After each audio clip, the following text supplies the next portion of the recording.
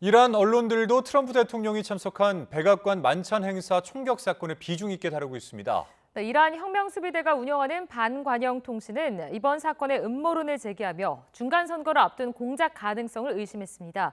파키스탄에 나가 있는 특파원 연결해 보겠습니다. 권준기 특파원. 네, 저는 파키스탄 수도 이슬라마바드입니다. 네, 이란 언론들도 이 백악관 만찬 총격 사건을 일제히 톱뉴스로 다루고 있다고요? 그렇습니다. 이란 관영통신과 파르스 통신 등은 백악관 만찬 총격 사건을 비중 있게 다루고 있습니다. 영상과 사진을 게시하며 트럼프 대통령이 참석한 만찬장에서 총성이 울려 트럼프 대통령이 대피하고 참석자들이 테이블 밑으로 몸을 숨겼다고 보도했습니다. 대부분 미국 언론 보도를 인용하면서 사실에 기반한 내용을 전하고 있는데요. 눈에 띄는 건 이란 혁명수비대의 선전 매체인 반관영 타스님 통신입니다. 지난 대선 때 암살 미수 사건을 거론하면서 이번에도 자작극일 가능성이 있다는 주장을 내놨습니다. 중간 선거를 앞두고 계획된 사건일 가능성이 있다는 건데 소셜미디어 사용자를 인용했지만 근거는 제시하지 않았습니다. 타스님 통신은 또 현장에 있던 미국 정부 핵심 인사들이 황급히 대피하고 테이블 밑에 숨었다며 겁쟁이들이라고 비난하기도 했습니다. 네, 종전 협상 얘기도 해보죠. 미국 대표단이 파키스탄 방문을 취소한 뒤 이란 측의 메시지가 나왔다고요? 그렇습니다. 이란 대통령은 어제 파키스탄 총리와 통화에서 포위된 상태로는 미국과 협상하지 않겠다고 밝혔습니다.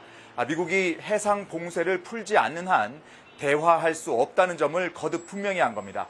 그러면서 봉쇄 강화와 압박은 신뢰 형성을 왜곡시킨다고 말하며 적대 행위를 중단하지 않는 한 대화는 진전될 수 없다고 강조했습니다.